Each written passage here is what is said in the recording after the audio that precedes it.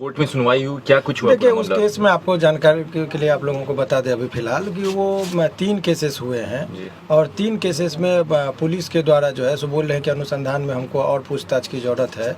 तो 7 दिन का जुडिशियल रिमांड को माना गया था, लेकिन जज साहब बहुत मशक्क़त के बाद चूँकि कुछ चीज़ को कोर्ट के सामने रखी गई तो 24 घंटा के लिए इनको रिमांड पर दिया गया है। 24 घंटा के लिए, इससे ज़्यादा का बात अभी चूँकि मेरिट पर केस पर जब देखा जाएगा तो कुछ धाराएं ऐसी है जो देखने से पता चलता है कि वो धारा आईपीसी में है ही नहीं। ऐसे धाराओं का भी इम्पोजिशन हुआ है तो सब भी न्यायालय के समक्ष संज्ञान में आया, जिस पर न्यायालय ने करीब थोड़ा सा तेवर जो है सो उस पर अपना रखे कि ये कुछ धाराएं ऐसे है। तो यही निर्देश स्पेशली दिया गया कि आप जो भी नियम पालन है, टॉर्चर नहीं करेंगे, मारपीट नहीं करेंगे, ये सब कहते हुए न्यायालय ने उनको। सर, सूचना ऐसी बाहर निकल के आ रही कि जो तमिलनाडु पुलिस है वो ट्रांजिट रिमांड पे ले जाएगी। अगर ले जाएगी अभी तमिलनाडु पुलिस की जो भी बात है, अभी इस केस में मनीष कश्यप जी के संबंध में सब मनगढ़ंत बात है।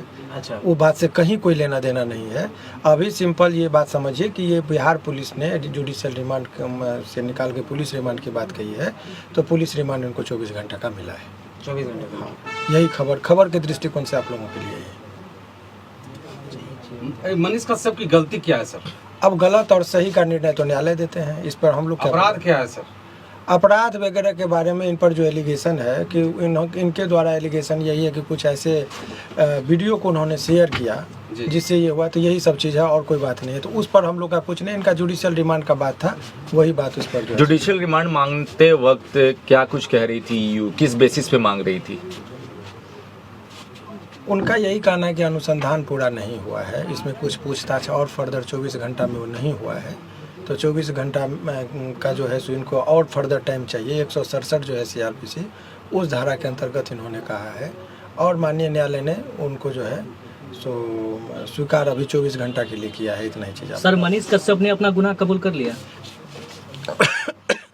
ये सब बातें जो है सो कन्फेशनल स्टेटमेंट की बातें कही जा रही है, लेकिन इस तरह की कोई बात अभी नहीं है, कोई गुनाह नहीं है।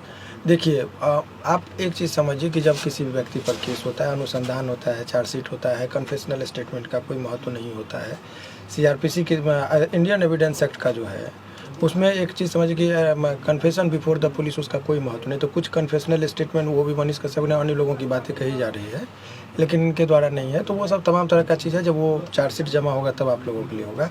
अभी फ़िलहाल यही समझिए कि जुडिशियल रिमांड, हालांकि वो चूँकि ये पूरा केस ही जुडिशियल रिमांड का जो क्वेरी था, जज साहब का ये कहना था कि ये होल केस डॉक्यूमेंट्स पर आधारित है, वो जुडिशियल रिमांड की ज़रूरत कहाँ पड़ती है, वो एक आप जानना चाहेंगे। हमने जुडिशियल रिमांड वो गलत टर्म का दिया, पुलिस रिमांड की बात हो रही है। तो पुलिस रिमांड का ज़रूरत तब होता है जब कोई अनुसंधान में फर्दर पूछताछ की ज़रूरत है। मान लीजिए किसी ने हत्या कर दी, किसी ने हत्या कर दी और हत्या करने के बाद लाश को कहीं छुपा के रखा। अब वो व्यक्ति को गिरफ्तार हुआ, 24 घंटा में पता नहीं चल रहा है लाश वगैरह का। वो माने एक उदाहरण मैं दे रहा हूँ।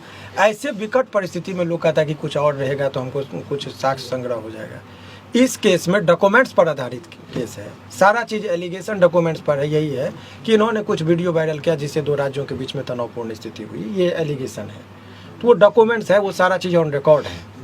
तो वो चीज़ का जो है सो 7 दिन का जुडिशियल रिमांड, इसीलिए जज साहब ने उनके रिमांड का जो था, उनका पुलिस रिमांड की बात जो कही जा रही थी, उनको उन्होंने इनकार करते हुए कहा कि नहीं, तो बहुत ज़्यादा मशक्क़त के बाद 24 घंटे के लिए उनको दिया गया। अगर मनीष कश्यप को सजा होती है तो कितनी उम्र? सजा की बात अभी छोड़िए, वो सब ट्रायल में होगा। अभी आप लोगों के लिए खबर ये है कि पुलिस कस्टडी जो होता है वो थोड़ा लोगों के मन में डर होता है, टॉर्चरिंग का एक डर रहता है।